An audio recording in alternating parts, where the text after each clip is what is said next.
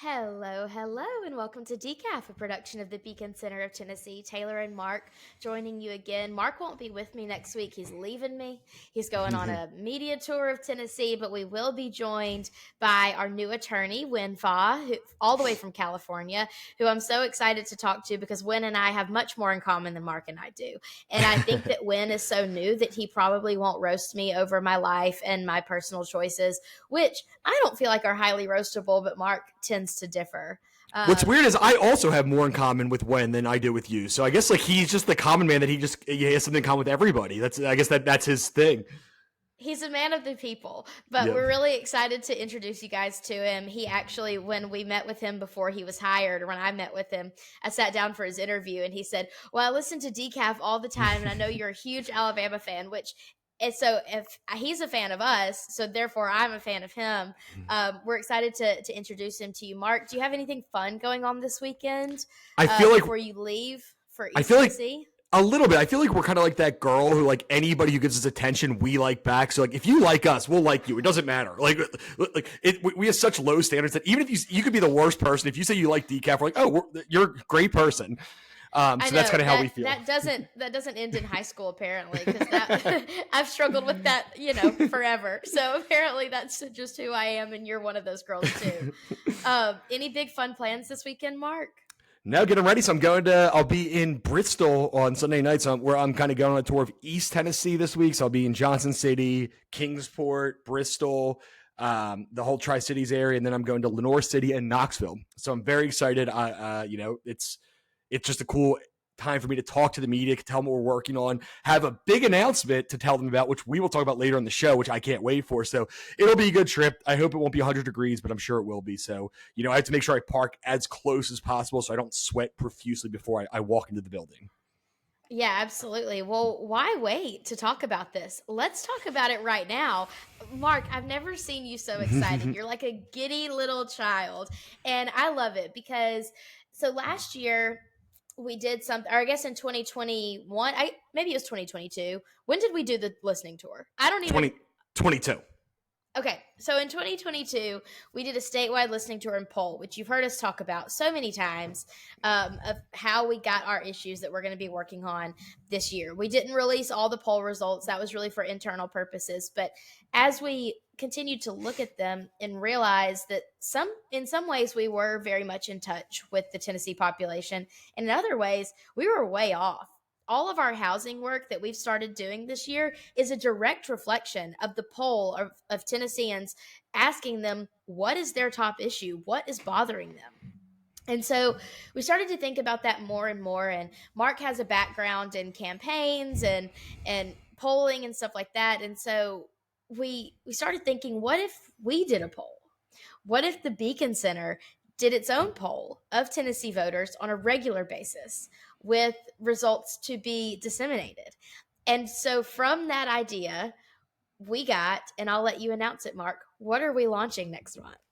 We're launching a Beacon poll. It's going to be a quarterly poll, and it's done by Targaz Market Research, who they do excellent work, highly rated work, nonpartisan completely. They don't go one side or the other. And we're going to be doing a quarterly poll 4 times a year. We're going to be asking Tennesseans the issues that matter most to them, where they stand. We're going to be asking kind of cool national issues that are trending that people want to talk about, such as, the Bud Light controversy, the Trump indictment, things like that. We're going to also be talking about issues that matter to Tennesseans on policy, education, housing, things like that. So we are super excited. And truthfully, this has been something I brought up to Justin in 2014 that I wanted to do. 2014, that I thought this would be such a good thing for Beacon. He's been sitting on this. And we finally got a little foot in the door, and then we blew the door wide open. And Justin has always agreed with it. We just didn't maybe have the money because it's expensive to do polling. And again, we're going to be doing, we have polls. We're going to have 4 polls a year. We're doing these really cool infographics, which you've gotten a little bit of a taste of. You've actually designed some things, but we're going to be having like this website that is interactive that you can use to see, if they are, a 40-year-old Democrat, here is how they answer the questions. If they're, a female Republican, here's how they answer the question. So, and the biggest question I think for most people listening is going to be, we are going to be, I think, the first ones to do the presidential primary in Tennessee. So we're going to do the Democrats and Republicans, and then we're going to do a head-to-head of DeSantis versus Biden and Trump versus Biden just to see how it goes. And, I am so excited for this. This is not it's not something that we are on one side of these issues or not. It's basically just an informative poll that's kind of basically a brand boost because people love polling, and it's a great snapshot in time. And Randy, is a top end pollster. We're going to be the most transparent you'll ever see. We're going to have every question, all our demographics, everything will be right in front of you because, of course, everyone wants to accuse you of bias when you have a result they don't like. Honey, don't I know it? Like, if DeSantis is losing to Trump, I'm sure DeSantis people will say we're biased. If Trump's losing to DeSantis, we'll say, that we're biased. If Biden's losing to Trump, like, no matter what, you're going to get. So we want to put it all on the table. And we got a pollster who is like right down the middle. There's nothing political about it. So we are going to make it hard to criticize the results. You might not like them, and we might not like them. I mean, there's going to be questions on education or, housing that we might not like. But that's the whole point is we are leaving this out there.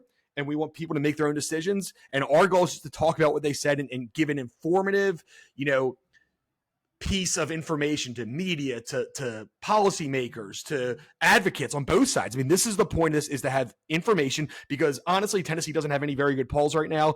We would be the first quarterly poll. I will hold my tongue on the Vanderbilt poll and what I think of that. I think I've already trashed it on the show publicly, so whatever. We have. But it'll be good. To say that there really is like a vacuum in Tennessee of strong, reputable polls of the issues that people want to see. And of course, we threw in some questions. Let's break it down for a second, Mark. And I know you don't want to give people too much of a preview because we want the results to speak for themselves. But let's talk about some of the statewide questions that we're going to be asking. We talk incessantly, nonstop about education. Will we see data about surrounding education, public education, private education, school choice on this poll? We're going to see a lot of information. We don't want to give too much away, but yeah, of course, like we're going to ask about, charters. We're going to ask about educational choice.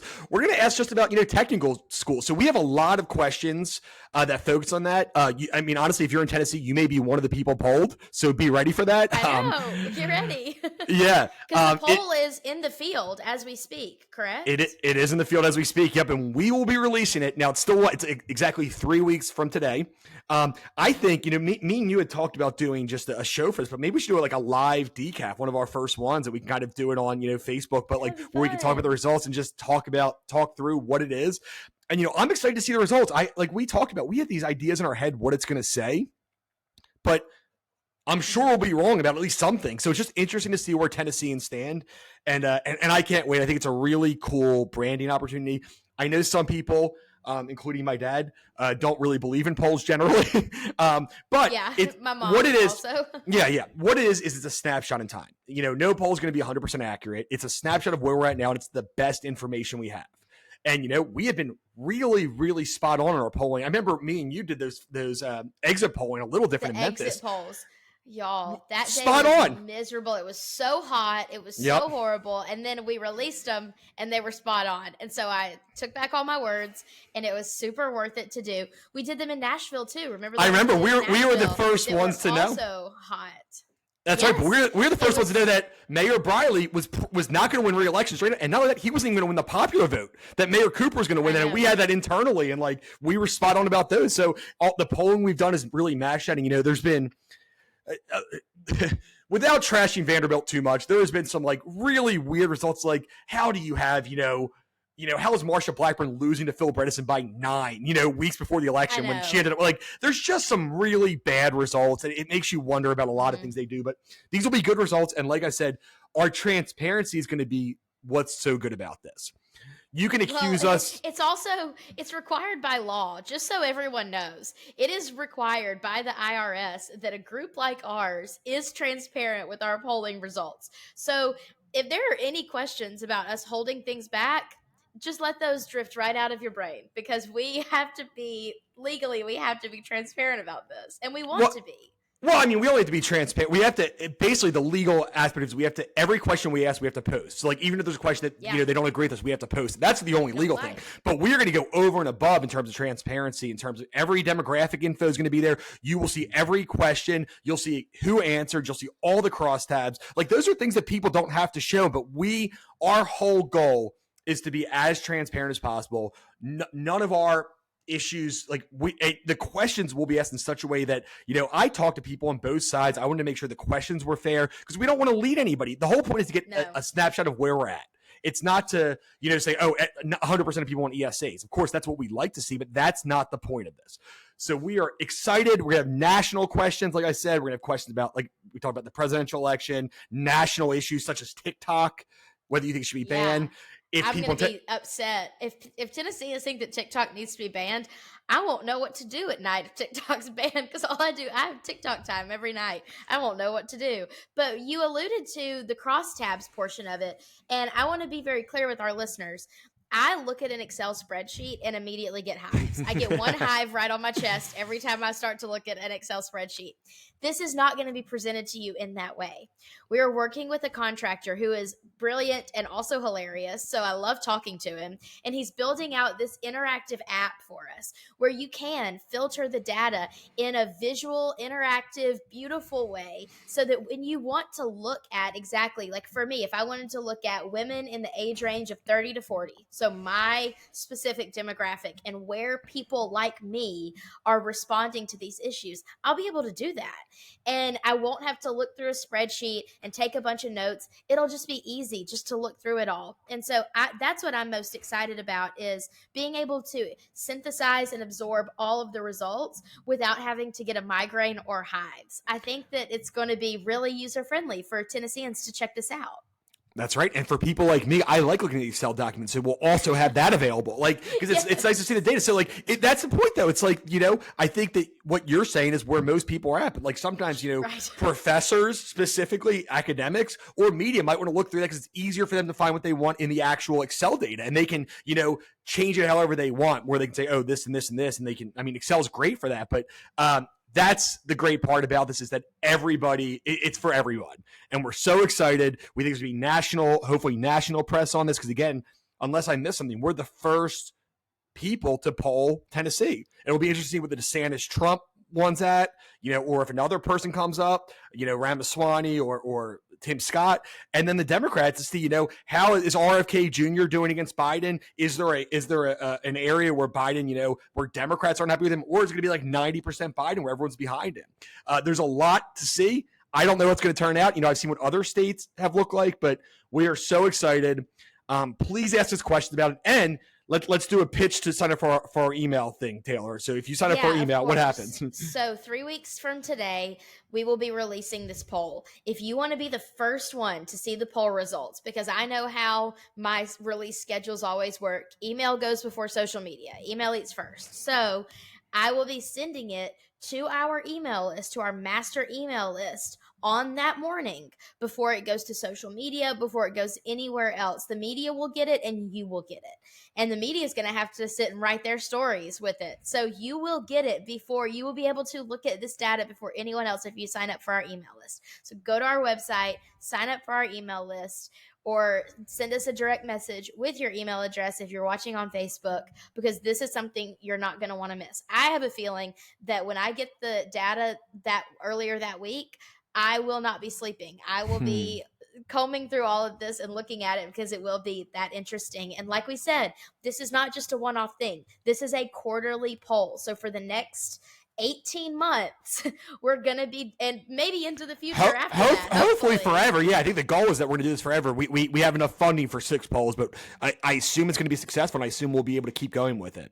But at least for the next 18 months, we will be releasing a quarterly poll of observing trends over time, asking new questions, basically figuring out where Tennesseans are on the issues that are important in this moment. And there are some cultural issues that are, one on this poll that I'm particularly excited to see the results of, that I think that you will also enjoy. And I might not like the results, and I think my mom will, and I will leave my hint at that. Yes. But I think that this poll will put Beacon on the map as being really, we're people for the people. We want you guys to know where your peers stand, and we want you guys to know what issues are trending in Tennessee, what public opinion is trending in Tennessee. It's not just to help us, it's so that we can be a source for you. So sign up for our email list. Hit us up if you have anything that you're like, where is Tennessee standing on this? we might be able to add it to a future poll. We're open to things like that because we're writing the questions internally, of course, running them by people, but we want this to be something that is going to benefit the most people. Yeah, and let me say one more thing about that. We basically had Randy write the questions because he is an actual pollster. We gave the ideas, but we made sure that like that's the whole point. Is we wanted to give it to professionals. We wanted like this is no matter where you think. Of course, we probably lean a little right if you're going to compare the spectrum. Probably, I mean, we do lean right, but credibility is important, and being with something like this being not completely nonpartisan, because even though we lean right on issues. That's not a politics thing. Yeah. So we want the best, no matter where we stand. We just want to be credible, and we want everything to be out in front of you. So you could say, I might not like Beacon, or I might not like where they stand on this, but this is a good poll. And that's what I think is going to happen. Hopefully most people like us, but if they don't, that's where they stand on it. Yes, what I mean when I said that is this is like a fully independent. There's really no other groups that are coming in and trying to sway or influence. It's us with the topics, handing it to a professional, and him conducting an expert scientific poll. So I'm really pumped about this. I know you are, Mark. I've never seen you so happy. So it'll be available on our website. We'll be dropping some more instructions of how to find it as we get closer to the date. But save the date, July 6th. I remember it because it's my childhood best friend's birthday. We will be happy birthday to Catherine. You are getting a poll, Tennesseans, even though you live in Alabama. Let's switch gears really quick. I gotta say, a few weeks ago, I was really bragging on myself for watching basketball. I gave up. Okay, I tried. I gave it a solid go, and I gave up. But apparently, a team called the Nuggets won the championship. Now, I love nuggets, specifically the chicken kind. Also the gold kind, if you're willing to hand things out. I know nothing about a nugget team. Love their name. Don't know anything else about them. Mark, you got anything to give me other than chicken nuggets on this? Well, so I guess I'm kind of an idiot. I don't know. I think the Nuggets I think it's because of gold they're called. I think it's because of gold nuggets. So you can cheer for them. I mean, if it was chicken, I'd be a big fan, but yeah. Gold's like second best. Sounds like a double A baseball team would be called the Chicken Nuggets. But yeah, I mean, it was a cool win. I think this is probably gonna be one of the least watched NBA finals because they had two teams that weren't sexy in the public eye. You have the Heat, who made this incredible run. Like I said, they were the 8th seed, and then the Nuggets, who they were the 1 seed, but nobody really believed in them. They've kind of been they've been to the top of the standings the last 4 or 5 years. They haven't been able to do it. The Jazz Center, because I don't know if you know this, but the Jazz kind of broke their whole team up, and the Jazz Center kind of the former Jazz Center from last year's like, see, this is what happens when a team like they didn't succeed for a few years, but like if you keep them together, they can win a championship. So kind of taking a shot at the Jazz. He's wrong, but it's still interesting. But it's cool. It's just outside of everything. I think I don't really care for the Nuggets personally, but it's cool to see a different team win, right? Like, I don't think you agree with this, but like, I'm done, Alabama, Georgia, we get it. In the NBA, it's like, how many times are we going to see these, the same teams win? And the NBA is a lot more like, baseball, football. It's like, we get it. Like, when you see the same team win, 3 out of 4 years, 4 out of 5 years, and this is the first ever championship for the Nuggets. So anytime you have a team having a first, it's a really cool thing. So I just like seeing parity. And the Las Vegas Golden Knights also won the NHL championship, which is a team that's never won before. A pretty new team. I think they were about 12, 13 years ago they became a team. So it's just good to see some parity and to see some new teams winning. So that's what I'd say about it. It was cool. Don't really care. I didn't really watch it. Yeah, exactly. I mean, I've never watched a single hockey game on television ever, and I've been to one Preds game. So, like, you could ask me who won games this week, and hockey would have never crossed my mind. I will say, I am an Alabama fan. Obviously, I'm a rabid Alabama fan. I love when we win everything and we are dominant. But in the same way about the Braves. But I will say the sport that I like to watch, where I love to see someone kind of sneak up and win, is golf. Like, I loved when John Rahm took the Masters like, it's just nice to see someone who no one's really watching. Like, maybe you kind of are. A few years ago when Will Zalatoris in his first ever Masters came in second place, like, that was so fun. And that's what you can see when you have an individual sport like that. So I enjoy things like that as well. I don't watch the NBA because I think it's boring, but I do understand what you're saying conceptually about that. But we have a big Tennessee team making a run in sports this week. What did you tell me? I don't follow anything but Alabama. If Alabama ain't it, then I ain't watching. But Tennessee's in the final 8 in the Yep. baseball championship. They always say the road to Omaha, so Omaha is the place where they always host the final 8, and like that's kind of like Random. it's different. I know it is, yeah, it is random, but it's kind of like the equivalent of the Final Four in basketball. Like it's a huge deal. Making it there is a big deal. I watched a little bit of it. Tennessee, Tennessee's baseball team really, so they do this best of 3 series, and they had to play Southern Miss. They lost the first game by 1. And it's whoever wins 2 first, and they were down 4-0 in the second game. So it looked like they were going to go home. They scored 8 consecutive runs, and they shut them out 5-0 in game 3. So Tennessee was like, big underdogs during the middle of the series of moving on, despite starting as favorites. Yeah. So it was a really great run. And, Tennessee was supposed to be even better last year, and they kind of choked. So they really, they didn't have quite the expectations going in this year, and they struggled at times, but they made it to the final 8. It's a wide open field. Wake Forest is kind of the favorite, but they basically now have 4 teams on each side, and they just play each other. And it's a double elimination tournament now for those. And then they have a championship, which is the best of 3. But college baseball is cool because different teams win. And again, you never know what's going to happen. Like Oral Roberts, like they I know. they're in the final How 8. random. Like How I know. random. It's crazy, and it kind of actually resembles they made a Sweet 16 run in basketball 2 years ago. So Yeah. Oral Roberts is kind of the new underdog story, but it's cool for Tennessee. Coming, they got a chance. I mean, they really have a chance. They're in the tougher of the 2 regions, so it'll be interesting to see what happens. But good for them. And I saw Tennessee has some. They're calling it like the everything school. So they're the only school to like win a January 6th bowl game, make the Sweet 16, and make the final 8 in baseball, or Sweet 16 in baseball, whatever. So like they're the only school in the country to have done that. Wow. I mean, excited for my state, sure. Hate to see it though. Hate to see it. Wish it was Alabama. But I do get the home state excitement. I was at my friend's birthday. I gave her a birthday cake the other night, and her dad was wearing a Tennessee hat, and I was trying to tell her kids to say Roll Tide, and he was like, not this week.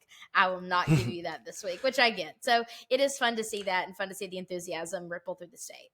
And also for Tennessee fans too, it's like I feel like they have, and a lot of them are cocky about football and basketball and everything, but they have been, for decades just completely embarrassed by Vanderbilt in their own state, where Vanderbilt was the school that was doing all these things. Tennessee was good; it's not like they were bad, but Vanderbilt was the one who's getting all these national headlines, winning national championships. So the fact that Vanderbilt didn't even make it out of the first weekend, and Tennessee's in the final 8, like. Maybe a change of the guard. I think that's what they hope. But I think that, like, to them, that's a huge deal that they have done this thing that, maybe they're finally surpassing Vanderbilt. I don't know, but it's good for them. Good for Tennessee fans. They seem less obnoxious. Also, baseball people are crazy. I saw like the Southern Miss. Yeah, the Southern Miss, like who they play the Barstool account, had made a list of all the Tennessee players' parents and girlfriends and siblings. It's insane, and put it on social media. Just like I don't know to talk trash to it, like not their address and stuff, but like it's like they wanted them to like stalk them on Facebook and talk trash. So it's a weird thing. Yeah, the college baseball fans are a different breed. They're rabid. I'm not a fan of that. I'm out on that. But good luck to Tennessee.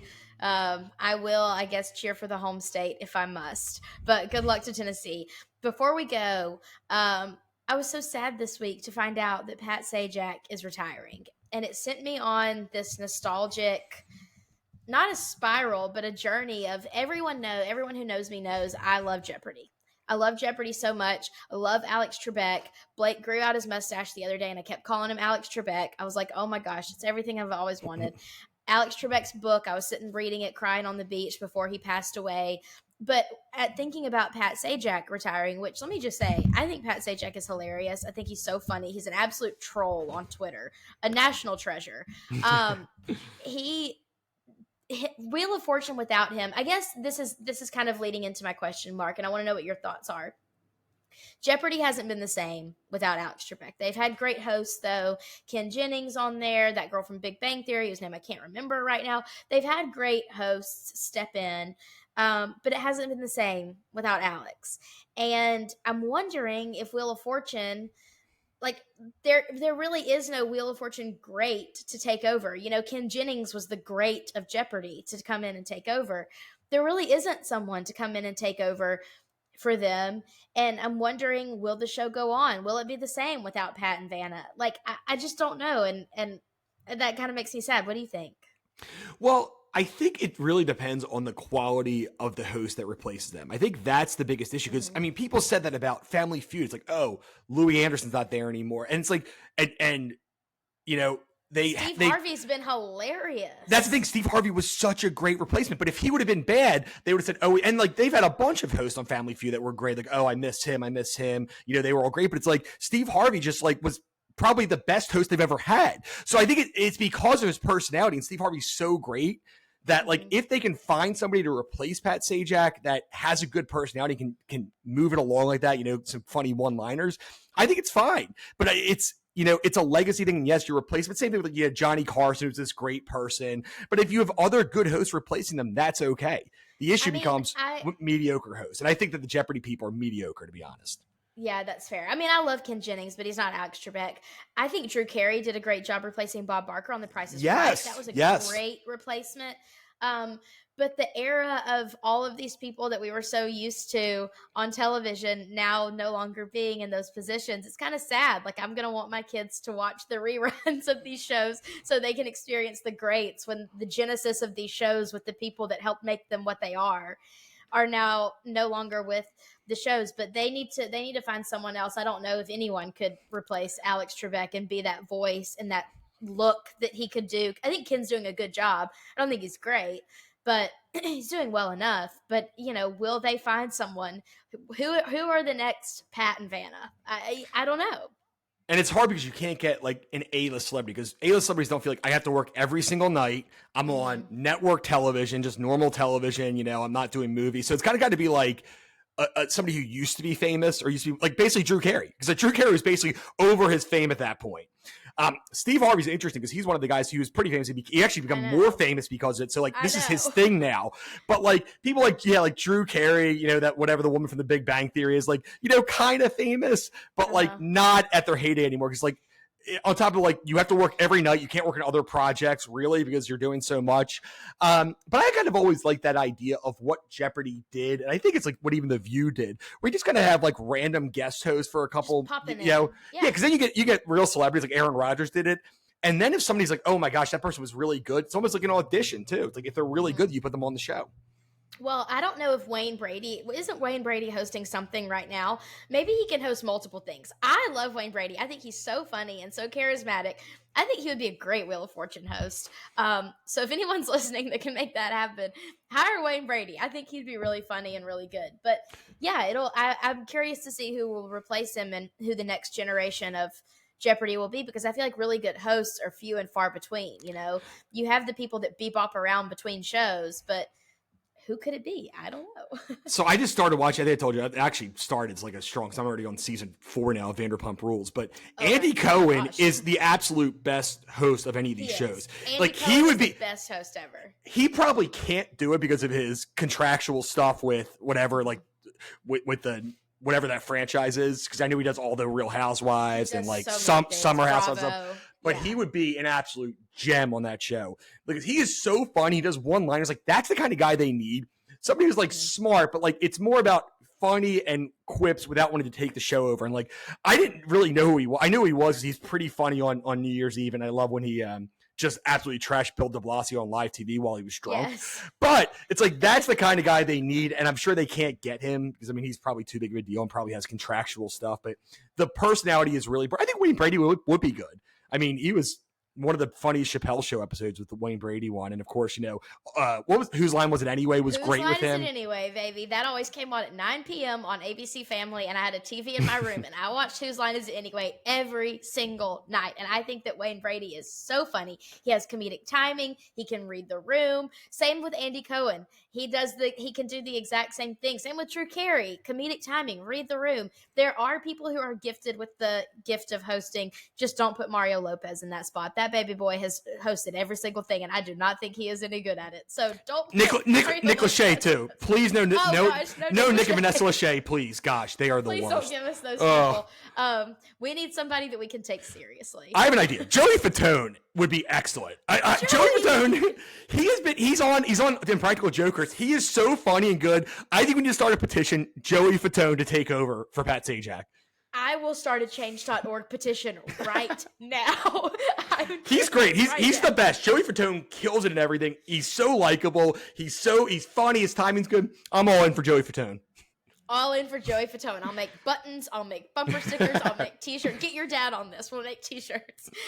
Before this spirals too much further out of control, I'm going to cut it off. Like we said, stay tuned for more information about the poll. We're super excited about it. Tell us what you think about the fact that we're doing it and what you might want to see on a future poll.